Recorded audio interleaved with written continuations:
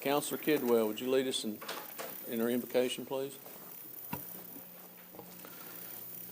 Dear Lord, thank you for this day. Watch over us here as we're gathered to do the Cherokee Nation's business. Make sure that we do the right things, that we're kind to one another, and in all things do your bidding. We ask these things in Jesus' name. Amen. Amen. Shelley, roll call, please. Yes, sir. Mike Dobbins. Here. Dora Petzkowski. Here. Keith Austin. Here. Danny Callison. Here. Julia Coates. Here. Sean Crittenden. Here. Joe Deere. Rex Jordan. Johnny Kidwell. Here. Darrell Legg. Here. Wes Snowfire. Joshua Sam. Here. Mike Shambaugh. Here. Melvina Shotpouch. E.O. Smith. Here. Condessa Teehee. Victoria Vasquez. We have a quorum. Thank you, Shelley. Do I have a motion to approve our minutes? Yes. Thank you.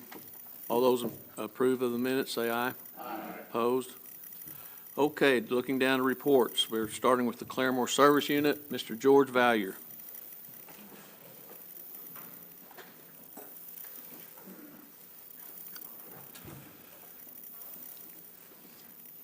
Thank you for being here, George.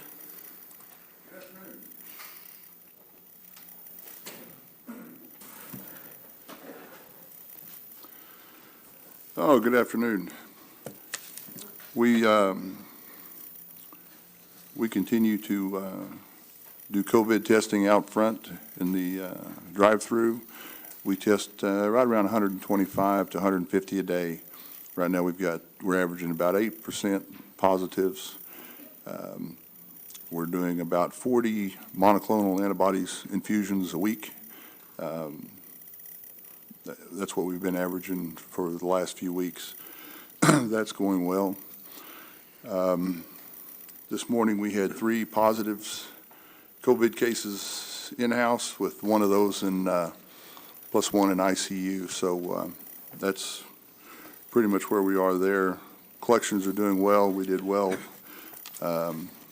Collections are good. The visits, outpatient visits for last month were a little bit down, but our business office group is doing a very good job at looking at how to increase the collections and revenue off of those visits. So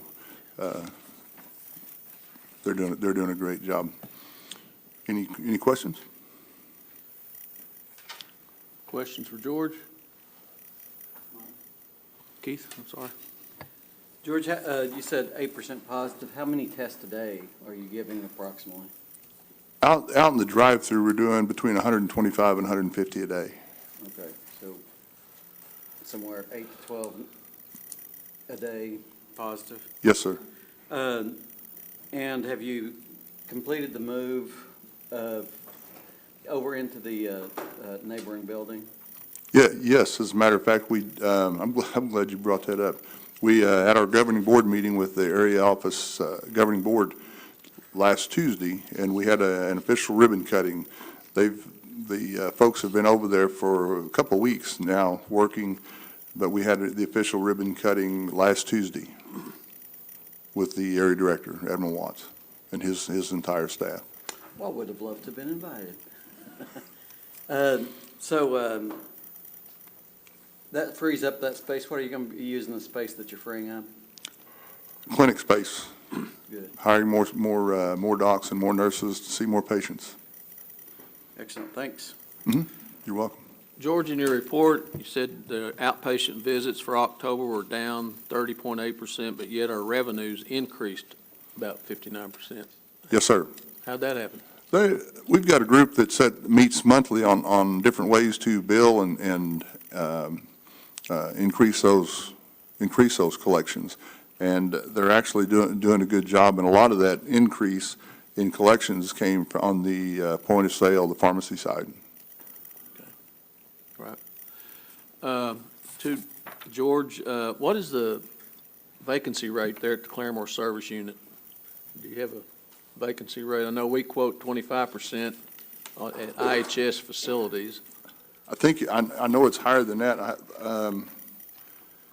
thought I had our occupancy rate down here. Occupancy rate usually stays around 10%. Oh, it was 20% in October, Okay, vacancy rate for your providers? yes. So you're probably in a constant mode of recruiting, I suppose, right? Yeah. Very good. Any other questions for George? See none. Thank you, George. Thank you. Down next to Dr. Steve Jones, Director of the Cherokee Nation Health Services.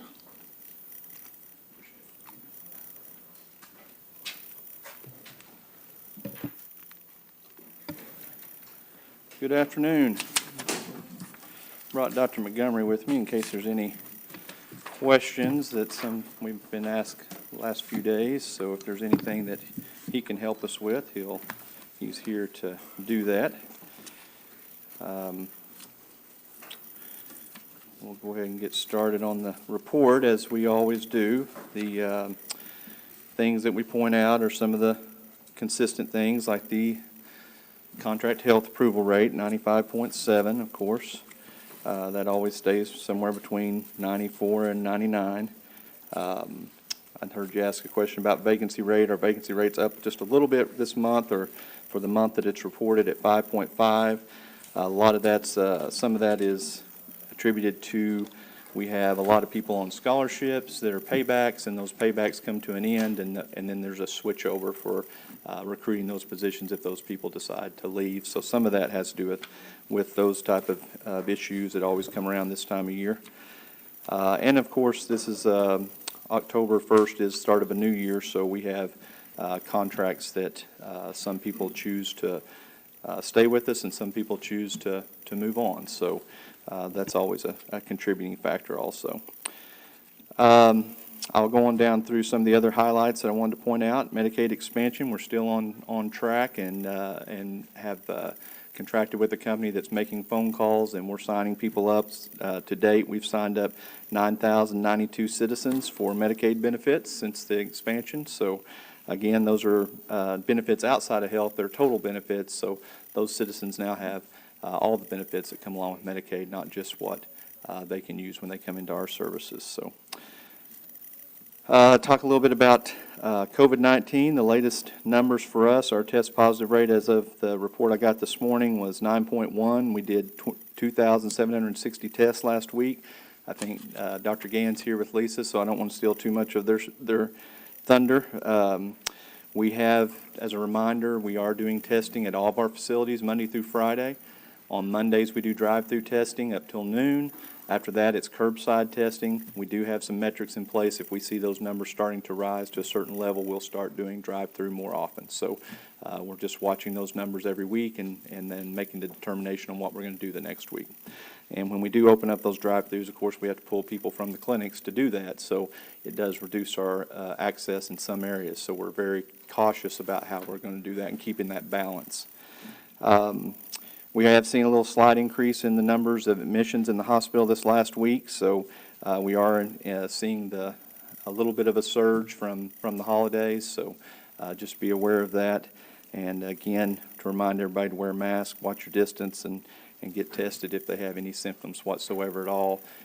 If you do get exposed, there is that incubation period. We remind people of that all the time. Don't go out right away and get tested and think that gives you a negative test and you're fine to going down the road. There is a 3 to 4 day incubation period that you need to follow and get retested on to make sure that you are not positive. So monoclonal antibodies, we're doing about 15 to 20 per day. We do the weekends when it's necessary, and through the holidays we're making preparations for those days off to allow our patients to have some access to that. We've administered over 93,000 vaccines. Today, we started the boosters for Pfizer for the 16 and 17-year-olds. That got approved on Friday. So we started that process and had it ready to go this morning. So I know there's been a lot of questions, and I've received a lot of emails and questions about the CMS mandate. So we did put out some information this morning. Setting aside the deadline of January 5th until the injunctions are ran through the court system. So as health, we're going to continue to move forward because that mandate is still in place, even though the injunction for the deadline is in the court system currently. So we're going to continue to move and continue to encourage people to get vaccinated, but there will not be any disciplinary action come January 5th unless the mandate changes with the court system. So that's where we're at with it right now, in case there's any questions. And we're going to continue to work through the religious and medical exemptions as they're submitted to us. So we do have a committee looking at religious exemptions, and we have some medical health professionals looking at the medical exemptions. The only other thing I'd like to call attention to is Chief Hoskin, Deputy Chief Warner, and the rest of the administration have set up to do employee appreciation and provide lunches for the Christmas holidays for each one of our clinics, and we want to make sure that we publicly appreciate and extend our appreciation to that. So they are scheduling those by clinic and with individually packed meals in lieu of the Christmas get-together that we usually do every year. So other than that, that concludes my report.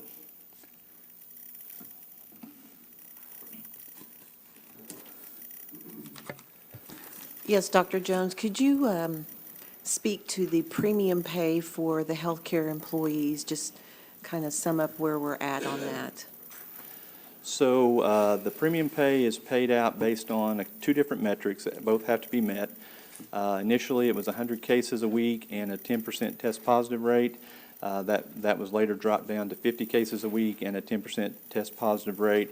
Those metrics have not been met recently, so that's something that's handled through the Treasurer's office, not through health, because it's for all employees that are included in that. So that's about the extent of the information I have on it. Danny? Dr. Jones, on a positive note, myself and my family would like to extend, I had a new grandbaby born at Hastings last week, and my son and daughter-in-law were just excited with the treatment they got and the way that they handled that.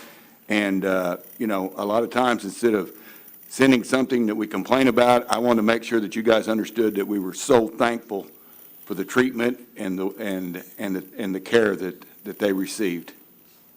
Well, thank you and congratulations. Ellie Claire, Is that thank you, your sir. first grandchild or It's the fourth. fourth? Okay, well, congratulations. Thank you. Wes? Hi, Dr. Jones. A couple questions.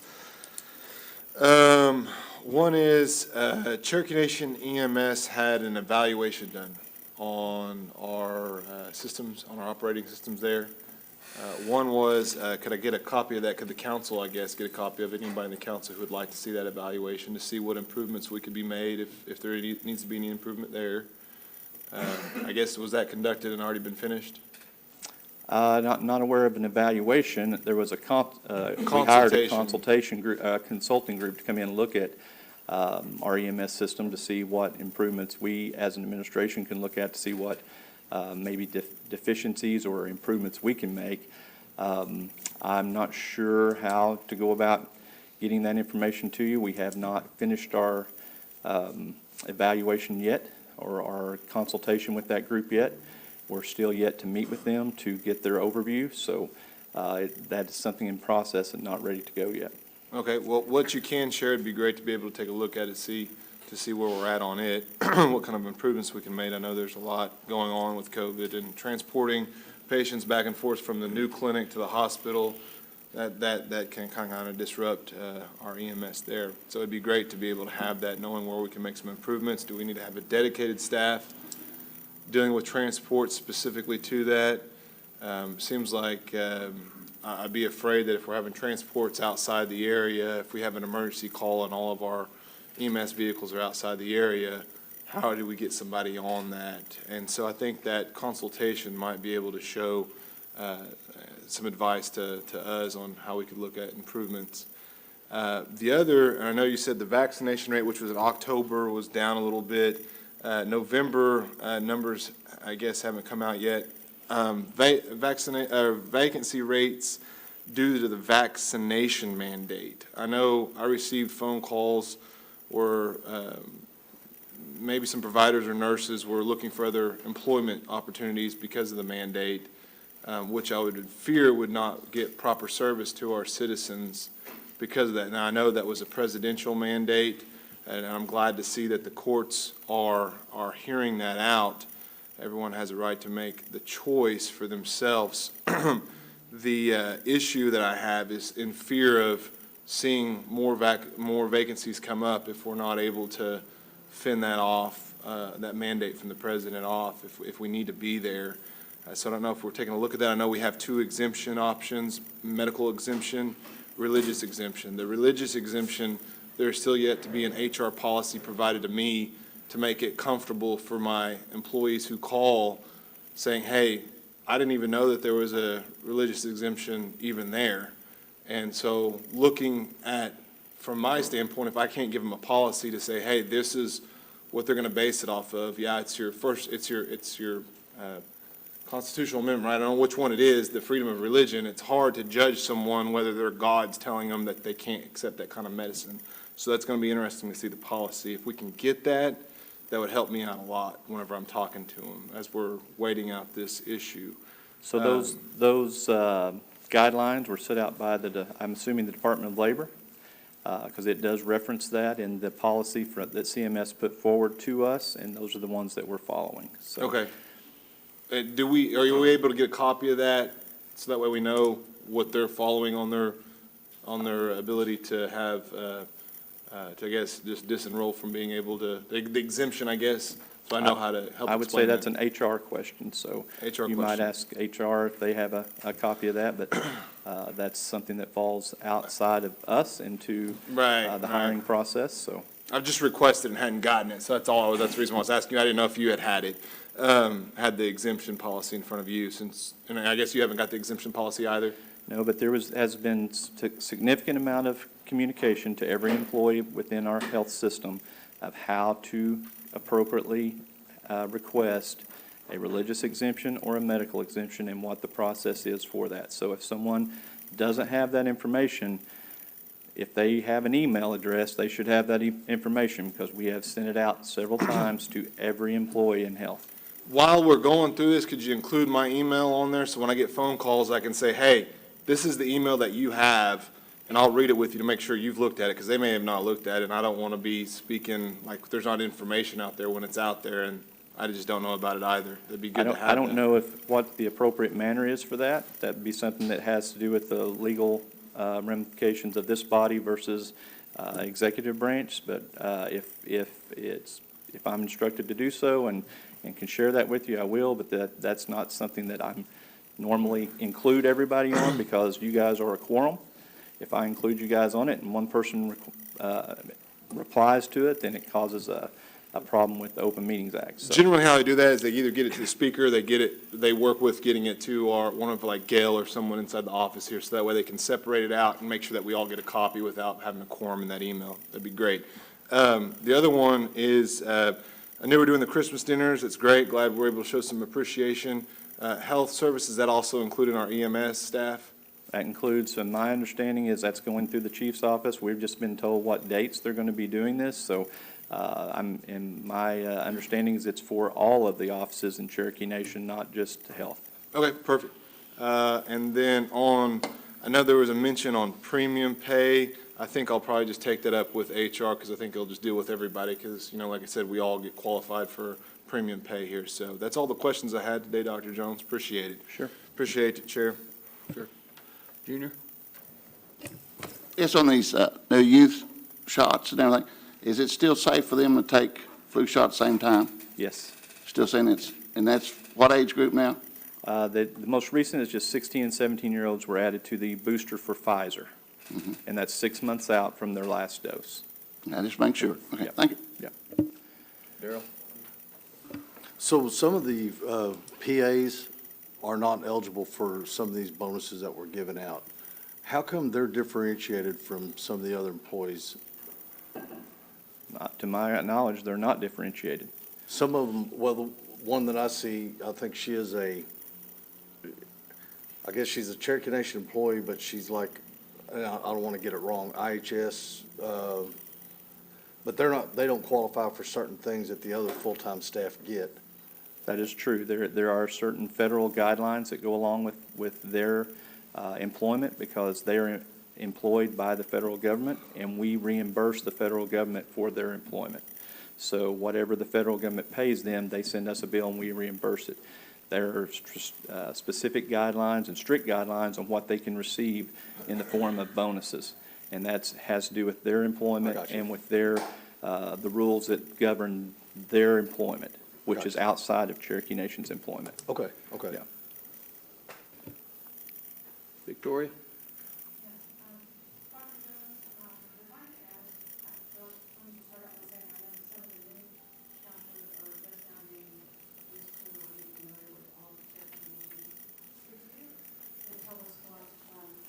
Specifically what Cherokee Health Partners is? Sure. So Cherokee Health Partners was a LLC that was formed many years ago, probably in the early 2000s. It was formed between, it was a partnership formed between Cherokee Nation and Tahlequah City Hospital at the time. I think their Northeastern Health System is their official name now. It was to allow the two entities to bring things to the community or to the two health systems that we couldn't afford to do on our own, such as the one that's probably most familiar that everybody's aware of and that's been around Cherokee Nation a long time was the Heart Center. The Heart Center was brought where we had cardiology coverage 24/7 here in Tahlequah. That's very unheard of for a town of our size. So that's kind of where it started. There's a couple of other things that go on inside that also. Nuclear medicine, that's not something that we do by ourselves. Stroke, most recently, stroke coverage has occurred through that entity. And then also sleep studies. We partnership through Cherokee Health Partners to have a sleep lab available to our patients for those that need sleep studies. But it is a joint partnership. So whenever an entity is brought in, such as cardiology, it's not something that we can afford to have all the time, but when we need them, and they provide clinic for us, then we pay that portion for their services. So if we use them 20% of the time, then 20% of the billed services for them we pay for. As a result, we get to turn around and bill for their services in our system. So it's basically like having a contractor out there that's setting and we use them through that entity. And it's allowing us to have services that we normally would not have in this for our citizens or access for those services at a local level. Thank you. I have just one more follow-up to that. When Cherokee Health Partners receives money from Cherokee Nation, it is for health services for patients, correct? Yes, it's for health providers. So, for example, RBI is a good example of this. They do some clinic with us, but neurological surgeries can't be done in our clinics or our hospital. We're not equipped for that. They do that down the hill at Northeastern Health System. So if a patient is seen as a clinical patient just for a consultation or for follow-ups, they're done in our system. We pay for them to come and sit in our facility and do that service. Where if a patient has surgery, then they'll be referred and get that surgery in an area where that can be performed, such as Northeastern Health System's hospital. So it is paying it for that service, but only that portion of that service we use. So we're not having to pay for the whole service. We're just paying for that portion that we use. One last part of that would be, does Cherokee Health Partners have any relationship with CNB as far as money is concerned? No, they're not affiliated or related in any shape or form. This was strictly a partnership between Cherokee Nation Health Services and Northeastern Health Systems, and it is a non-revenue generating partnership. It's just set there to cover their expenses. So it does not create any kind of surplus or dividend or revenue that can be dispersed out. Thank you very much. Thank you, Chair. Speaker? Yes, sir. Dr. Jones, I've heard several different things about this vaccine mandate. Is it true that because we receive COVID money, federal money, that we have federal guidelines on that's what the vaccine mandates are, what we need to do, and if we don't, we could possibly lose federal funding if we don't follow federal mandates? Absolutely. It's set out by CMS, which is the Center for Medicaid and Medicare. So it's the ones that set the rules in order to be able to bill for Medicaid or Medicare, which is a very large, probably the biggest portion of our revenue that we get. You have to follow, be in compliance with their rules. They do audits on us yearly. I think I explained this last time. We pay a company called DNV to come in and help us be certified and make sure that we're doing every single thing that you're required to do by their guidelines in order to be certified and have accreditation and be able to bill for those services. Without that, a big portion of our revenue that sustains us as a health system would be gone. All right. Thank you, Dr. Jones. Thank you, Chair.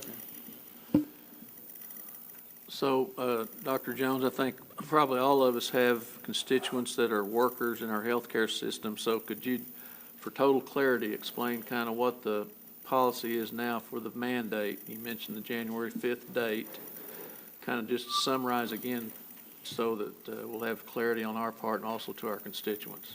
So currently, the policy reads that as of, we have till January, I think it's January 4th actually, to be in compliance. That has been set aside until it goes through the court system. There's an injunction in place that has set that ruling to the side to be determined.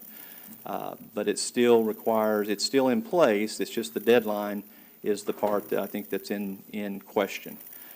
So we're going to proceed as such, that we anticipate that at some point that deadline may be moved back, it may be kept where it's at. I don't know what the answer to that is. There are 3 avenues. You get vaccinated, you have a medical exemption, or you have a religious exemption.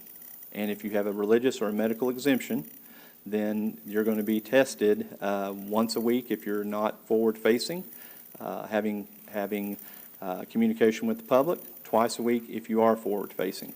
And that's to accommodate all the different types of shifts that we have in order to keep our workforce and our patients safe. Okay, great. Any other questions for Dr. Jones? I see none. Do we have Dr. Montgomery? Are you good? Okay. He's here for moral support Okay. today. Did he give it? In case there's any specific questions about the vaccine or about the. Okay, thank you, Dr. Jones. Okay, all right, thank you. Thank you, Dr. Okay, go ahead. On the vaccine, we have 3 different vaccines, or actually, I think there's 4 different vaccines that are out there. All of those qualifiable for, if you've got the mRNA vaccination, or if you have like Johnson & Johnson, those do qualify you for being vaccinated, right? Absolutely. All right, perfect. All right, thank you. Thank you, Dr. Jones. Thank you, Dr. Montgomery. Thank you. Cherokee Nation Public Health, Lisa Pivek and Dr. Gann are here to inform us.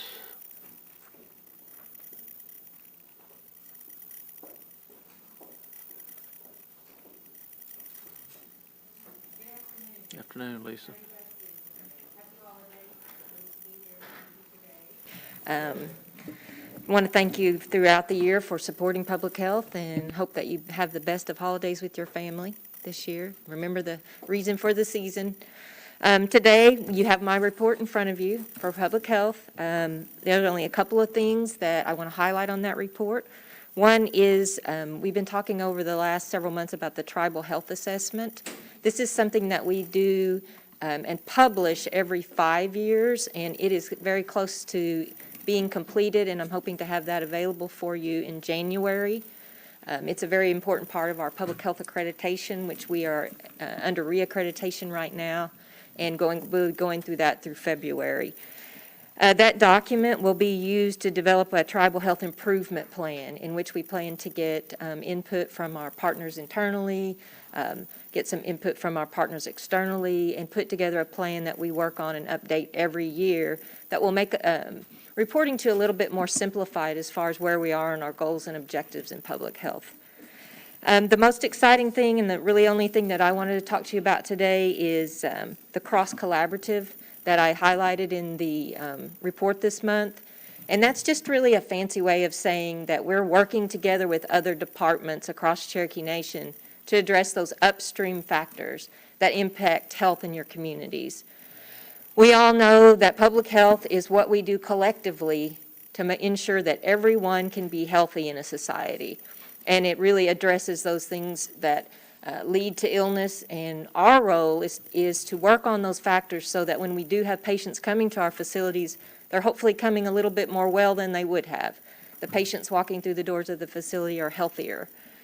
But this particular initiative has started working with education, environmental programs, language programs, and we're starting to actually put together a model that we hope we can pilot test with the rest of programs throughout Cherokee Nation that work on those upstream factors for public health and for health status in our communities. An example of using this kind of model is that incorporating other programs such as education in helping us develop that internal tribal health assessment, and also involving them in our internal program workings, so that the projects that we're doing out in the community have input and actual visibility with the other programs internally, so they know what we're doing, and we can streamline resources and hopefully make more effective use of the resources that we do have. The only other thing that I have this month is, this month I would like for you, if you don't know the public health educators in your areas for Cherokee Nation, I would like reach out and try to figure out who those are and give them a pat on the back. They are the people out in the front in the communities. They work really, really hard, and they wear so many different hats. And it's a time of year that they're extremely busy doing work in schools and communities, on projects internally in the clinic. So I just want, and they do all the wings races, virtual wings races that are going on right now. So I wanted to give a special thanks out to them for all that they do. They're extremely important and vital, and public health could not function without them. So I wanted to let you know that. I have Dr. Gann with me today to give you a very quick update on COVID. I know you have a packed agenda, so we're trying to be brief. Dr. Gann, would you like to come for a second?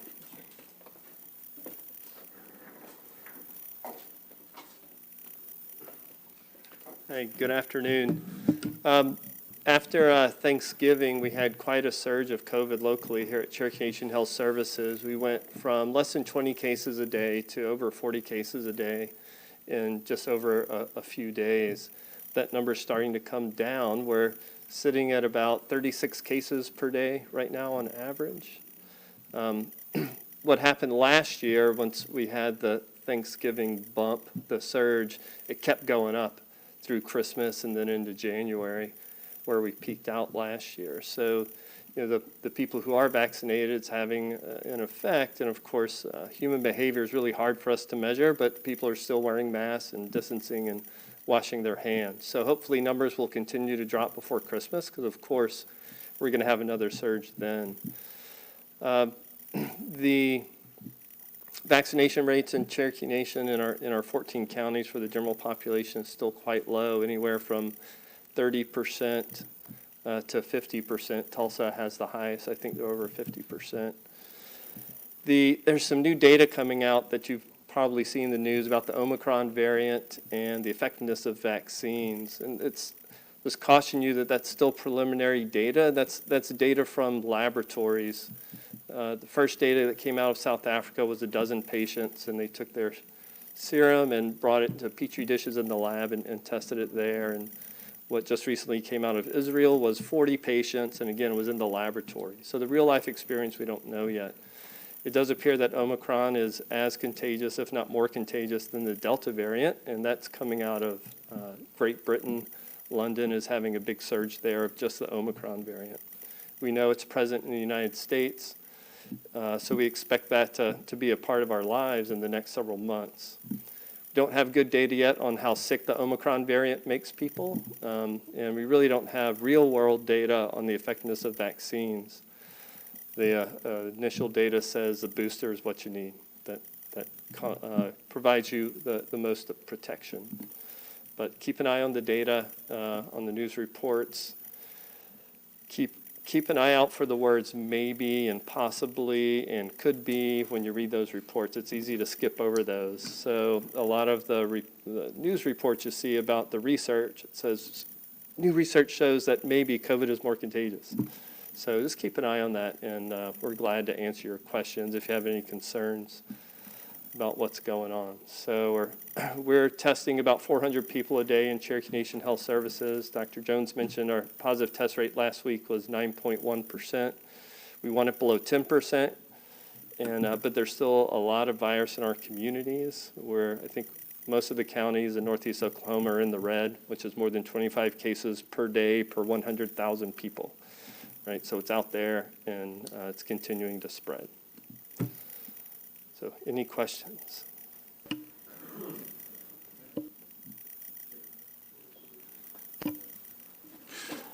Yes, sir. The new cases, are we seeing a lot of difference in, I know treatment has gotten better, things like that, what you guys know about the virus. You guys didn't know anything about the virus when it first started. So are you finding that these new cases are not as bad? Are they different? Or is your treatment, the way you treat things, better? Or how do you equate that to what it used to be to what it is now? Is it worse or the same or what? Sure. Well, just looking at the numbers of cases and hospitalizations, if you compare the number of new cases to the number of people hospitalized, then we're doing a better job with it compared to the Alpha variant before we had vaccines, et cetera. And of course, the data on the antibody infusion you've heard about, REGEN-COV, we know that just based on the nationwide data that decreases hospitalizations by 85% to 90%. So it's really good medicine. I don't have a good handle on the hospitalization rates here at Cherokee Nation. It's generally about 14 days from the onset of symptoms before someone is hospitalized. So the surge we had from Thanksgiving won't start showing up into our hospitals until now. In Oklahoma, the number of people hospitalized with COVID-19 has increased over the last week and a half, and just by a few at Cherokee Nation. Thank you, sir. Yes, sir. Hey, Dr. Gann. I've kind of spoken, done some research on this Omicron variant, and looking back over the past year, and your experiences with viruses, whenever they have variants, the variants get weaker, correct? No, so the biggest lesson we have on this is from the flu epidemic 100 years ago. And what generally happens in a pandemic like we're experiencing is that eventually a variant will emerge that's more contagious than whatever's out there, but less deadly. Yeah, I guess that's the part, like the symptomatics, Right. It gets less symptomatic. It's more contagious, less symptomatic. So that part gets weaker. The symptom part of it gets weaker. I want to just ask that, just curious, studying this new Omicron variant that's coming out. You know, we've seen the Alpha variant that came out, and the death toll, and then the hospitalization rates were high.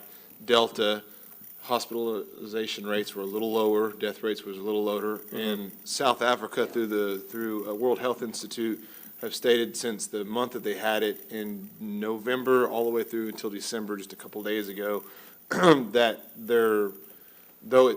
it's more contagious is what they kind of say in the words, maybe, more contagious, looks to be maybe more contagious.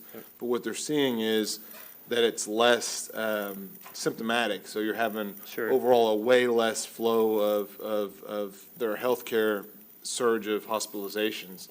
So I'm hoping that happens here. And obviously, it'd be great to avoid getting it all together. Do we think that people who have had the Delta variant, since they now have antibodies from having it, are going to be protected more so with this Omicron variant, considering it's the same makeup virus? Yeah, I haven't seen any data on that. I've been keeping my eye out. Most of the data all the data I've seen so far has to do with people who are vaccinated, not with natural immunity. So we don't know that yet. And I would also add that you made the comment that the virus will become, less symptomatic, less morbid when it becomes more contagious, and that's not true. It's just what has happened. It doesn't have to happen that way. It's like Right. Delta variant really wasn't less morbid than the Alpha variant. We just got a lot better at taking care of people with COVID-19 as we were learning how to do it. And again, the data is not really firm on all of that. But hospitalization rates were still quite high with Delta. Right. So we were just able to treat people better as we learned. Right. That was my concern whenever we saw Delta happen. Our healthcare system just got overloaded once again, and you're hoping that doesn't happen again this time, and you're hoping that we're able to get better prepared for another wave if so happens the symptomatic starts, doesn't work out like we were thinking and we're hoping for, is that, well, maybe it's less symptomatic, maybe it's more just a little bit of a cold and nothing bad, so. Sure. Hopefully that's the case on that there. Yeah. Well, remember, we're still dealing with Delta variant right now. Right. And so you've heard the reports of the hospitals in the East Coast that are being overwhelmed again, right? And setting up tents in the parking lots and whatnot. So we're not done with Delta yet, hopefully. Right. I think whenever Delta first hit, we seen a lot of people were unvaccinated, and then obviously the reports started coming in. I think Massachusetts or Connecticut was the first state that submitted all their healthcare reports that had vaccinated documented cases of catching. Are we still, are we monitoring that here? Yes, Do we sir. see that seems to be the case, is a lot of people who are vaccinated are just as susceptible as catching it, regardless if they're more symptomatic or not, they're just as susceptible as catching it. It's like 50-50 Right. chance. So we've been tracking that on a weekly basis, and the proportion of new cases that are among vaccinated people has gone up. Last week it was at 20%. The week before it was just under 18%. And the week before a little bit less. So the feeling we get, and we don't have hard data on it, is that the immunity from vaccine is waning. We don't have the number of people who have had booster shots that have become infected. We're working on that as we speak. Right. So the proportion of new cases that are people who are vaccinated is increasing, and it's concerning. Yeah, it is. My whole family came down with it during Thanksgiving, and we were vaccinated, my wife and I, and, I think that was kind of the initial approach while we got vaccinated at first, was like, man, we don't want to catch it and spread it to the community. That was my main concern, is Sure. why we got the vaccination to begin with, because being young, healthy, and I know it has taken people that are young and healthy under as well, but I felt like, as most concern for me is not to catch it and expose it to somebody else, but now we're starting to see that. From what I've gathered from my own personal experience with it, and I'm, like I said, not a health expert, but is that everywhere that we went to, when we talked to people, after we found out, hey, I was over here, we made a phone call, let them know, did our own contact tracing, because I have close family friends that are health complicated. I was worried about them. But it seemed that we didn't get any trace from where we came from us. I don't know where we picked it up, but the distance aspect of it seemed the safer thing for us, as everyone that we were in contact with, it seemed as though the communication we had just naturally has become more distant for us instead of being in close proximity. And at least from my experience, and that might be something, I know we're pushing masks and vaccination, but also just that simple, don't give 6 foot, but just make sure that we give space for one another. And it's okay that if you're too close, hey, I don't feel comfortable with you being this close. I don't know if you're sick or not, because like I said, who knows where I caught it from. Sure. And we can't blame one another where we catch it. We just got to care, love, and show everyone equal respect wherever you believe at on your vaccination masks or spacing, that we all respect that.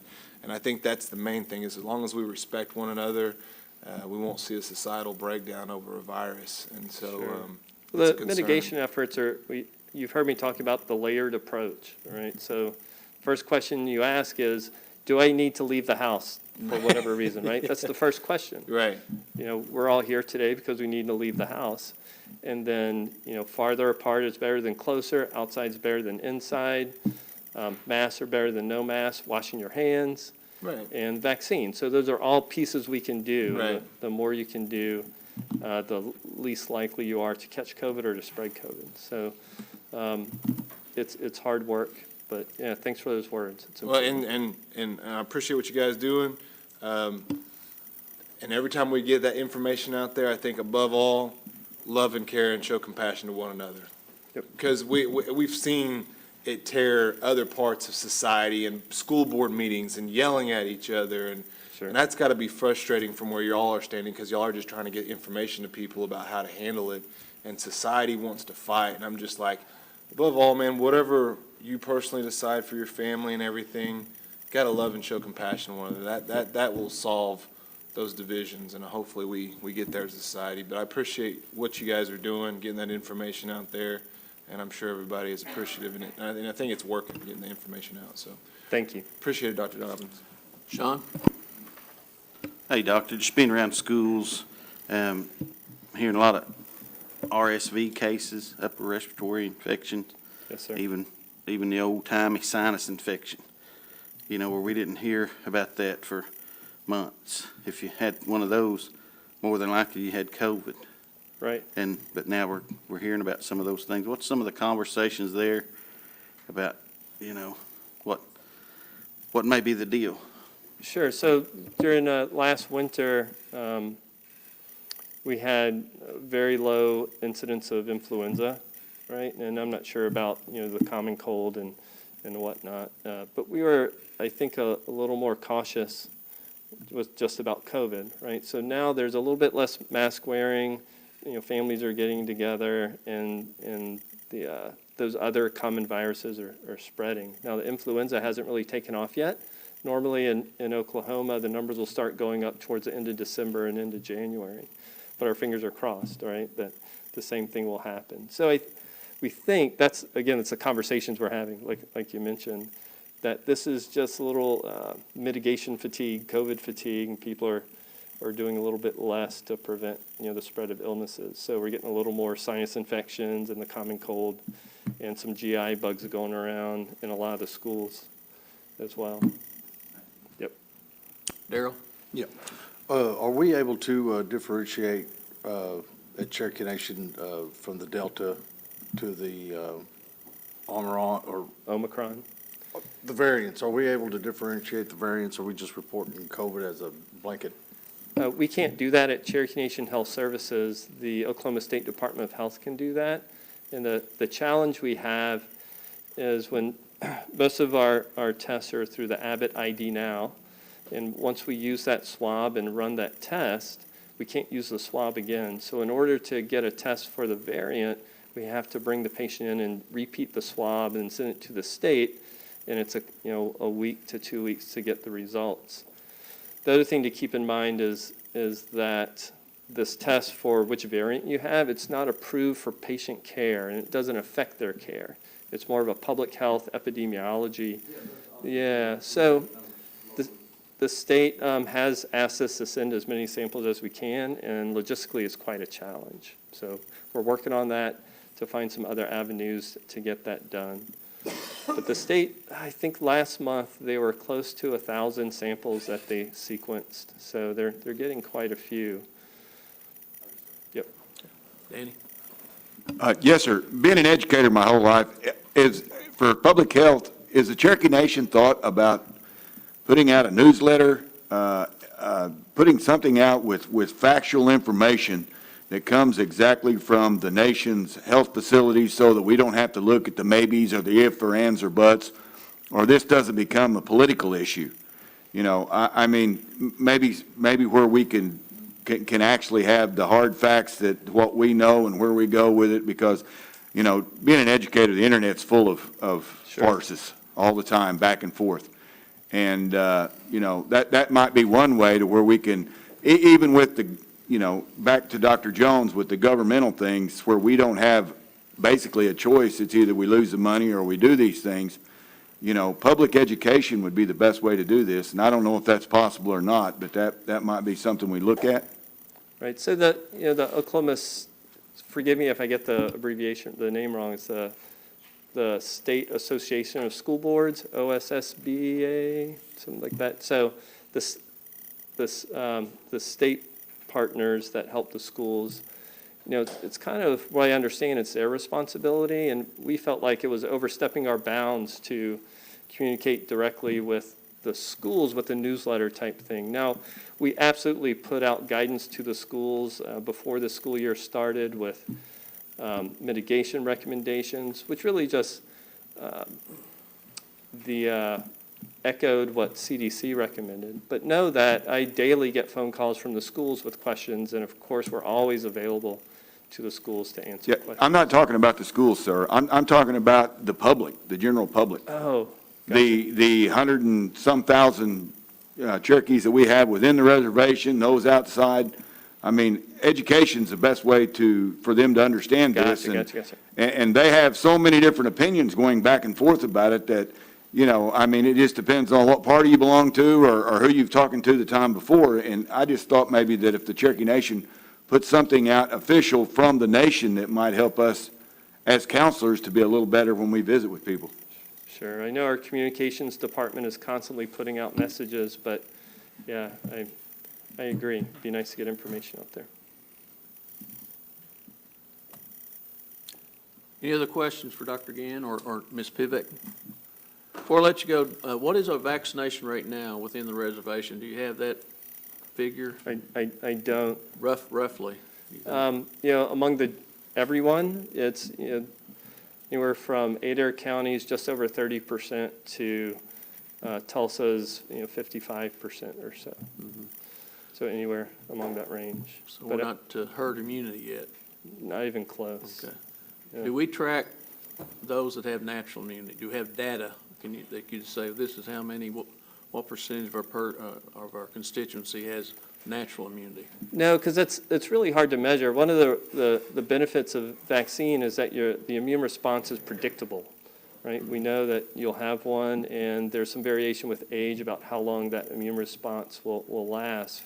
For natural infection, the best data we had since the beginning was that probably for 90 days you're protected, but we don't know how long for after 90 days if it's, you know, how long you'll be protected. When we were collecting data, the average for people who got reinfected with COVID who weren't vaccinated, the average time was about 250 days, right? But when individuals are making those decisions about how to protect themselves, to know how long that they have some level of protection, we don't know that. So we don't really track it. Now, I know I had the Pfizer vaccine. That was more than 6 months after my vaccine that I needed to get a booster. And that's reliable data. Okay. All right. Thank you, Dr. Gann. Thank you, Lisa. Thank you. Dr. Nolan, you still out there? We have no old business. On new business, we're going to receive some communication from our OSU College of Osteopathic Medicine at Cherokee Nation. This is Dr. Doug Nolan.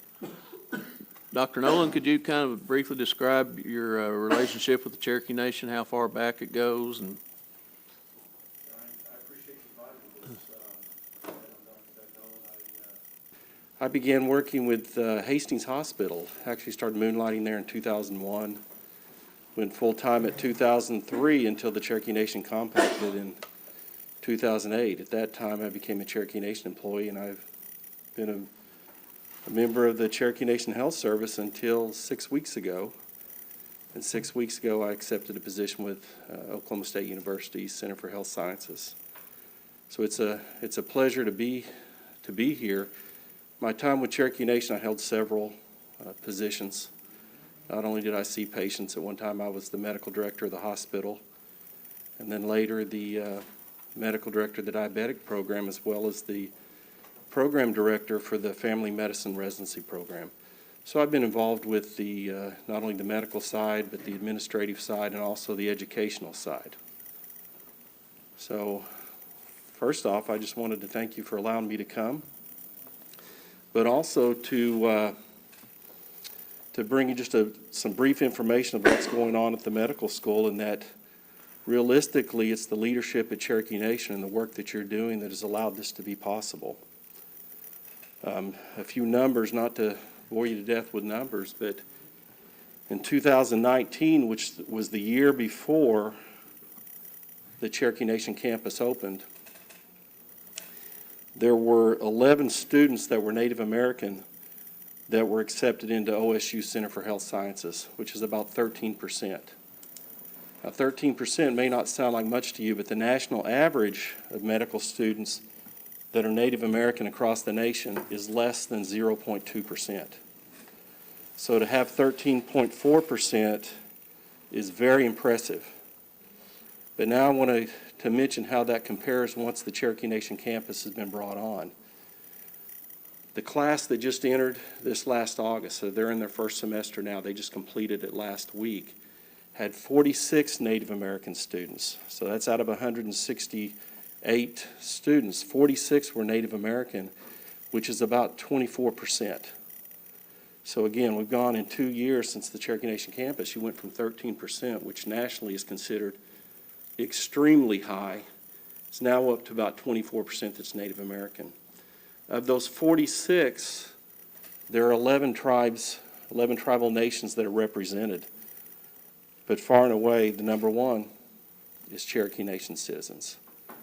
18 of those 46 are Cherokee Nation. So if you look at just the Cherokee Nation students alone, that's over 10%. And again, I want to compare that to the national average of just being Native American from any Native American tribe, less than 2%. To have over 10% being Cherokee Nation citizens, I think that it shows that the campus has been a good investment. Now, the thing is, I think it shows that the future is very bright.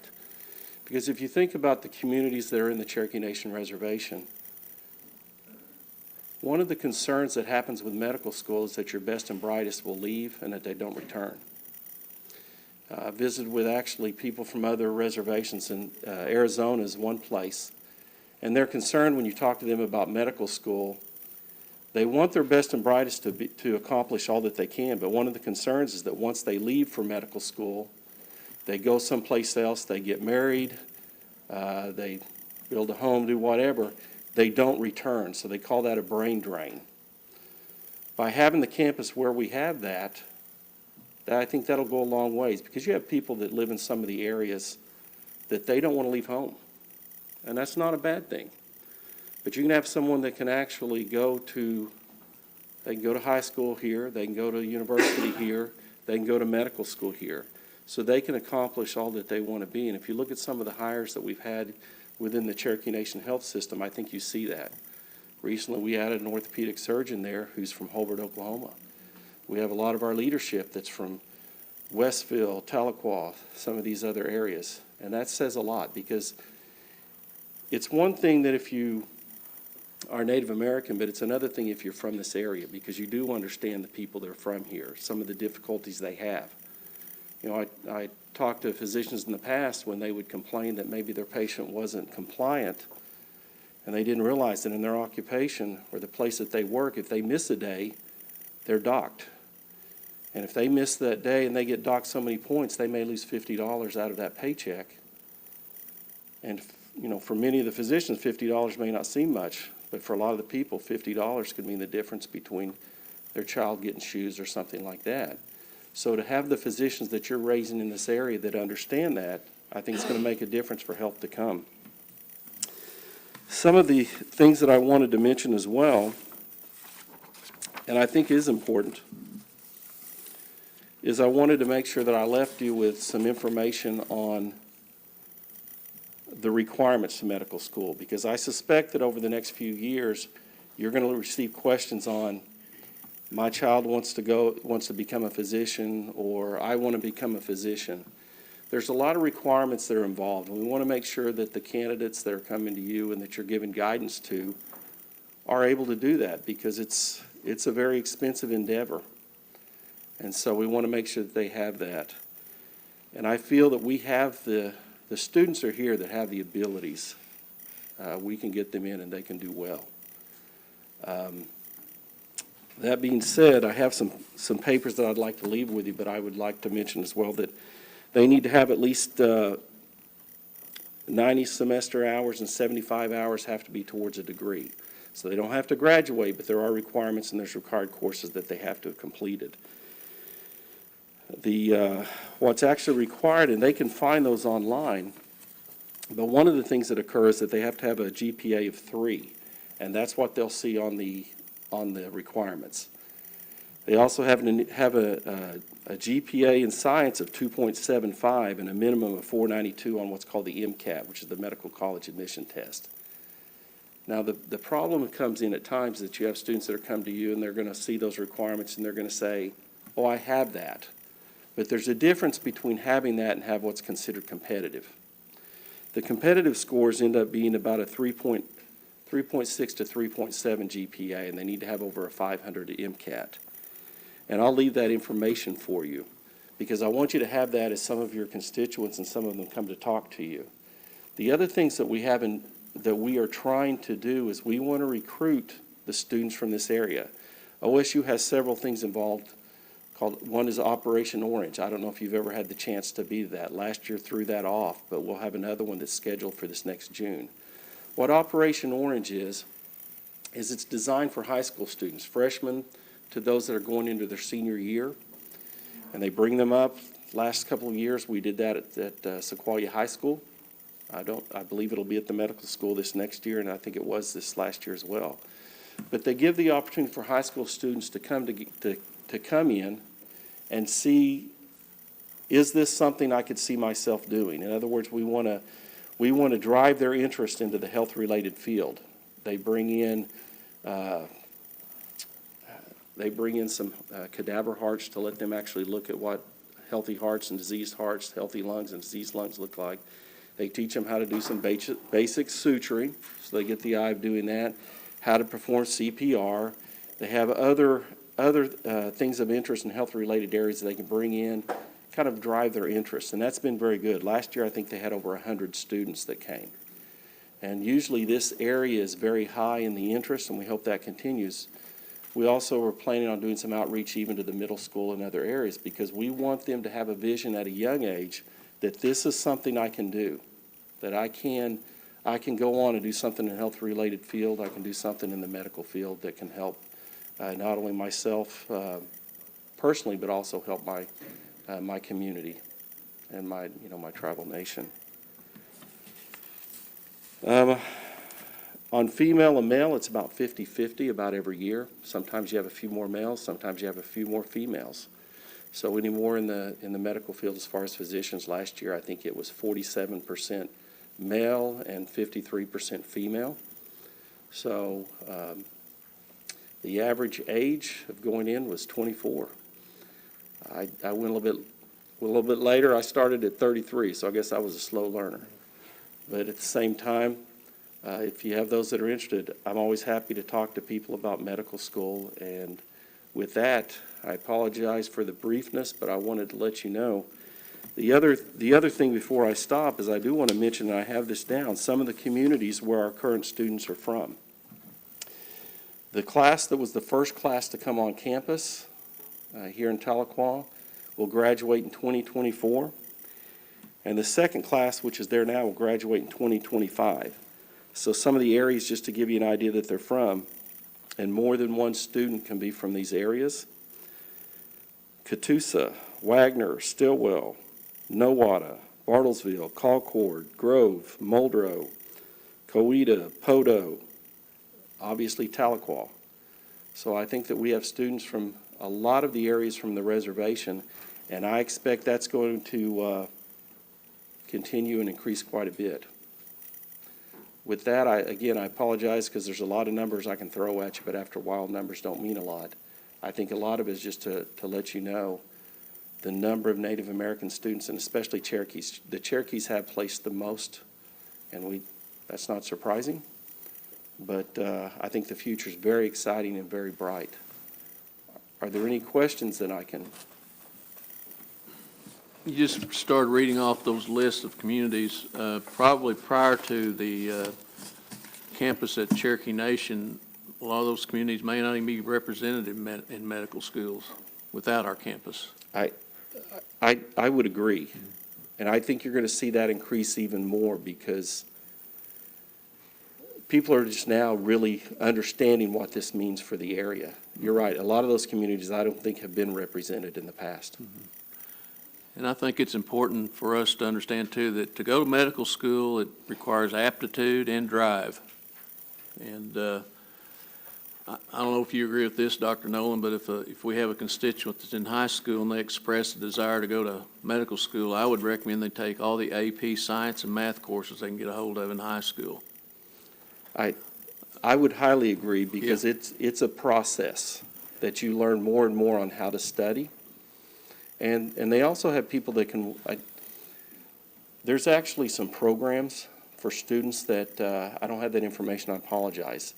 There's one called the 3+1 program. The 3+1 is if you go to one of the regional universities, Northeastern State University is one, but you have that student who knows from an early age they're in high school and they are taking the courses that you're talking about. So they're prepared and they're on a mission that this is what I know I want to do.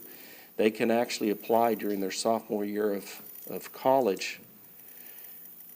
They go back to the they apply during that year, they get an acceptance letter, they return for their junior year at the university level, enter into medical school what would have been their senior year, and when they complete that first year, they're given a degree from the university. So it actually cuts out a year.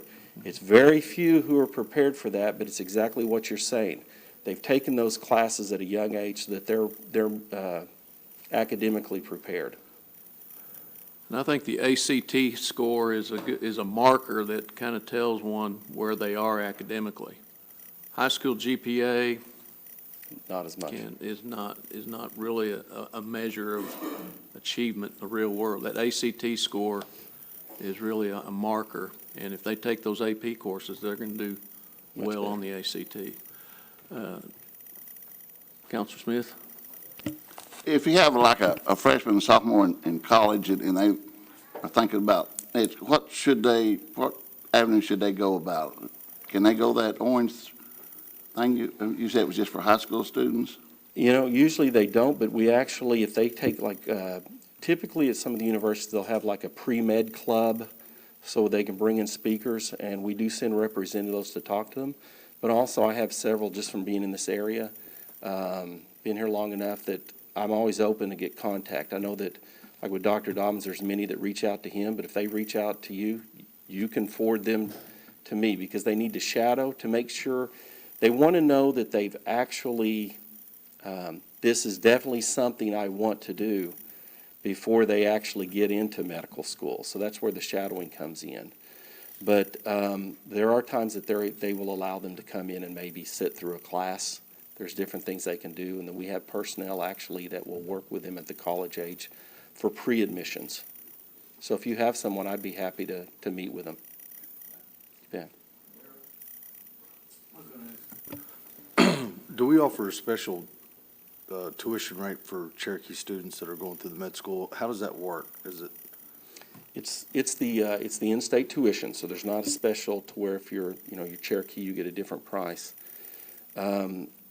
Basically, the average, what I understand for OSU is about $160,000 over the 4 years. That's living and everything, and that's the average. But I want to compare that to some of the other schools. There's a school at Fort Smith. It's a private school. The average is $320,000. From my understanding, the students that have applied for the Indian Health Service scholarship have all received that. So that we have financial aid people that definitely work with them and help them find to make sure, because it's a large financial commitment. However, there are programs that can assist them with that. And we have a lot of scholarships that are set up for students. They give out a lot of scholarships. That's a good question. Yeah, you mentioned there's a medical school at Fort Smith. There's a medical school in Joplin, 4-year school. So we've got a lot of people trying to get our Cherokees. So we want to keep our Cherokee students, our bright Cherokee students here, certainly. Any other questions for Dr. Nolan? You will be handing out the data on the communities that these students represent, correct? Yes, I have the information I listed here. It has what the minimum requirements are. It has a list that says these are what we would consider competitive. And then also the locations that I mentioned for all the students from the last 2 years. I can leave that if you want to have someone pass that out and it'd be available. Okay. Thank you, Dr. Nolan. Thank you for allowing me to come in this year. Okay. Brings us down to announcements. There is one announcement listed. The next meeting is tentatively scheduled for Monday, January 10th at 12:30. Need one more motion. Is there a second to adjourn? I assume there is. We are adjourned.